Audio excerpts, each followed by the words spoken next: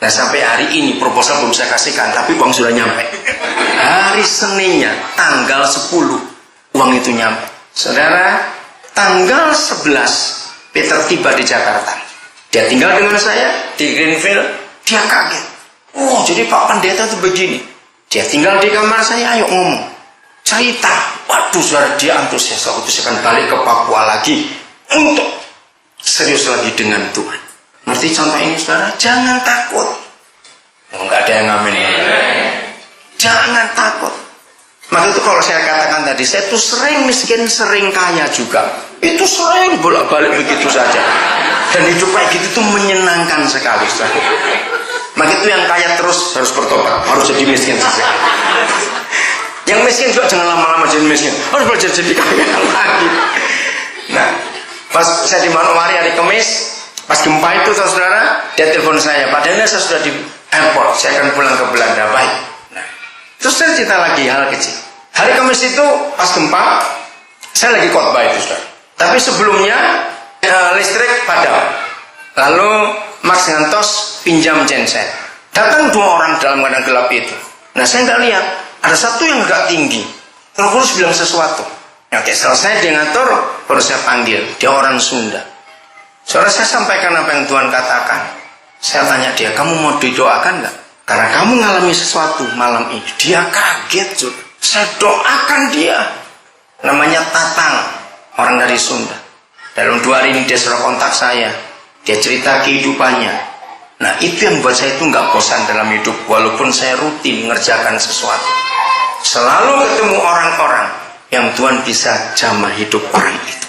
Saya cerita satu lagi sebelum kita akhir. Jam berapa ini? Oh, baru 8:30. Jawa atau di Jawa? Oke, pakai jam Jawa aja. Tanggal 11 itu hari Selasa. Saya mimpin satu seminar di satu sekolah. Session kedua, hari itu saya ngajar 5 sesi. Session kedua, masuk satu orang, dia terlambat. Nah, saya kenal orang itu. Dia bawa satu anak masih muda. Nah, waktu mereka masuk terlambat, Roh Kudus ngomong tentang anak itu. Oh, saya tahu dah, saya mesti harus ketemu. Tapi begitu selesai, karena pertanyaan begitu banyak, saya jadi lupa. Nggak ingat apa yang Tuhan nyatakan. Di situ baiknya Bapa di surga. Dia tahu kalau saya bisa lupa, tapi dia nggak pernah bisa lupa. Sesi ketiga selesai, orang ini pamit karena dia tidak bisa lama. Nah begitu dia pamit, saya bilang, ingat saya, anak yang kamu bawa siapa? Oh, itu kemenakan saya. Ada di mana dia? Sudah di mobil. Cepat panggil dia. Begitu saya minta, bilang dia cepat panggil dia. Orang ini nangis. Loh, kenapa? Dia nggak bisa ngomong. Dia lari ke mobil. Terus dipanggil anak itu. Saudara, saya nggak ngomong apa saja. Saya cuma sampaikan yang Tuhan bilang. Saya atas nama bapakmu, saya minta maaf. Kamu sakit hati betul pada bapakmu. Dan kamu rencana, paling tidak sudah 2 kali kamu ingin bunuh diri. Ingin loncat dari tempat yang tinggi. Saudara, saya ngomong itu, anak ini nangis. Si om ini yang berteriak. Berteriak, dia ngadap ke dinding. Dia sembunyikan wajah si om ini. Saya bingung, kenapa jadi begini? Terus saya doakan anak ini, saya peluk dia, maafkan bapak. Selesai. Nah waktunya pendek karena saya harus masuk season keempat. Dia nggak bisa ngomong. Dia cuma tepuk-tepuk pundak anak ini, saya sambil nangis nggak bisa ngomong. Akhirnya saya tunggu, ada apa? Saudara, ternyata dia ini anak tunggal. Dia umur 17 tahun, baru lulus SMA. Mamanya sudah meninggal. Dia ikut neneknya.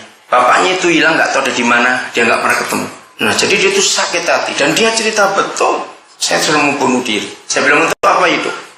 Nah, jadi si om ini nggak pernah tahu. Wah, Tuhan jamah hidupnya luar biasa, saudara. Berubah total. Dalam 4 hari, dia mengalami perubahan yang sangat drastis. Lalu omnya itu keluarkan foto-foto dia. Bahkan yang terbaru, seminggu sebelum saya ketemu dia, itu masih difoto, karena harus membuat untuk ijazah, semuanya itu. Kamu lihat fotomu ini. Beda dengan sekarang. Omnya foto lagi setelah hari keempat itu. Lihat ini. Memang mukanya berubah, saudara. Saudara, terus dia tanya om ini kepada saya, bagaimana Koden bisa merubah orang kok secepat itu? Saya bilang, bukan saya yang merubah. Saya cuma pakai ilustrasi dari Roma pasal 5. Nyamuk itu yang tubuhnya jauh berapa juta dari tubuh kita. Betul nggak? Nyamuk kan kecil bukan? Upil kita masih lebih gede kadang-kadang dari nyamuk. Jangan tersinggung saya ngomongin. Ya, siapa tertawa kenceng sekali. Terus umur nyamuk berapa juta kalinya umur kita? Betul nggak? Nyamuk cuma berapa hari yang belajar biologi? Nyamuk berapa hari hidupnya? 2 hari, lebih dong. Berapa hari? Saya kok. Guru biologi ada nggak di sini? Nyamuk berapa hari hidupnya? 30 hari, nggak kelamaan. Ya oke lah, pokoknya begitu.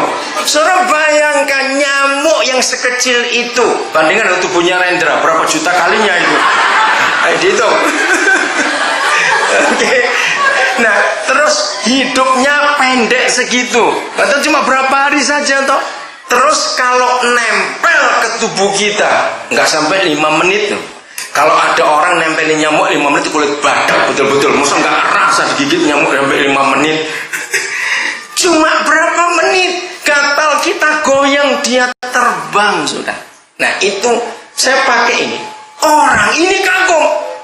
Jadi kalau nyamuk saja yang sekecil itu hidupnya cuma pendek, di dalam tubuhnya ada virus demam berdarah atau virus malaria, nempel ke kita cuma sekian menit, 1 menit itu paling lama sudah, gatal terus kita goyang dia terbang, tapi membawa dampak kepada kita. Berapa banyak yang mati karena demam berdarah dan karena malaria. Kalau dalam hidup kita orang-orang Kristen ini ada virus Injil, lalu kita nempel interaksi ke orang. Ayo saudara, kalau interaksi masa 1 menit pasti lebih dong. Ngomong apa kabar sudah berapa detik, terus tanya lagi ini sudah berapa menit. Masa kita kalah dengan nyamuk yang bisa menularkan virus malarianya ke tubuh orang itu yang nempel cuma 1 menit kurang? Ayo amin atau aman, cepat jawab. Kapan kita bisa mempengaruhi orang dalam hidup ini? Saudara Tatang itu sampai heran karena saya saksi lagi khotbah atau gempa. Memang sebentar cuma 2 detik, itu tapi kenceng sekali. Itu kursi plastik yang diduduki orang pada rebah. Wah, orang panik. Saya bilang stop. Nggak mungkin papa kita kan bunuh anaknya lewat gempa. Nggak usah takut. Kembali duduk semuanya. Wah, orang panik. Ibu-ibu cari anaknya ada di mana? Ada cuma 4,8. Malamnya kami baru tahu. Nah, waktu saya cerita soal Tatang yang orang urus genset itu, mereka heran. Cuma berapa menit ketemu itu. Nah, itulah virus Injil dalam diri kita bisa merubah hidup orang. Amin. Maka itu kalau saudara ngaku Kristen sekian lama, virus Injilnya nggak pernah punya efek. Kalau saudara ketemu orang, berarti itu Injil palsu dalam diri. Sayangnya nggak ada virus malaria palsu dalam tubuh nyamuk. Ngerti ilustrasi ini? Sayangnya. Tapi mengapa banyak virus Injil palsu dalam diri kita? Kalau saudara SMS orang saja, harusnya orang itu terpengaruh. Apalagi saudara telepon dengan orang dan ngomong dengan orang itu harus saudara berubah lewat saudara. Hari Minggu yang lalu, persis seminggu ini, saya masih di Medan. Ada satu keluarga minta tolong saya menemui 2 kemenakannya, 1 anak kakak laki, 1 anak adik perempuan. Nah, yang anak adik perempuan sudah yatim piatu dan dua-dua tinggal di rumah nenek. Mereka masih Buddha, belum Kristen. Karena saya nggak ada waktu, Senin saya harus kembali ke Jakarta terus ke Manokwari. Saya bilang ajak mereka ketemu saya di gereja. Nggak bisa, mereka itu Buddha. Sudahlah, bujuk dulu, saya nggak ada waktu lagi. Saudara, akhirnya mereka ikut. Dan itu pertama kali mereka ke gereja. Belum pernah ke gereja. Saya sampaikan soal keluarga karena tema diminta oleh gereja itu adalah pentingnya sebuah keluarga. Saudara, kena buat mereka karena 2 anak ini, keluarga orang tuanya 1 yatim piatu, anak tunggal, yang 1 4 bersaudara, 4 kakak beradik dititip-titipkan orang karena papa mamanya cerai. Mereka dengar soal khotbah keluarga itu.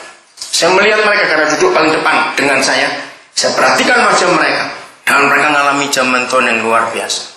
Selesai saya khotbah, saya kemudian pada gembala, Roh Kudus suruh saya panggil mereka keluar dari kebaktian untuk saya doa. Saya nggak ngomong apa-apa, saya cuma minta maaf atas nama orang tua.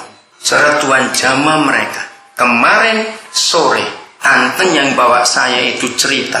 Dia bilang, Koden, mereka minta dibaptis. Jangan dulu, belum seminggu.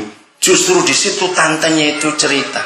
Ternyata nginjil itu nggak susah. Iya, gereja dan teolog yang buat nginjil itu susah.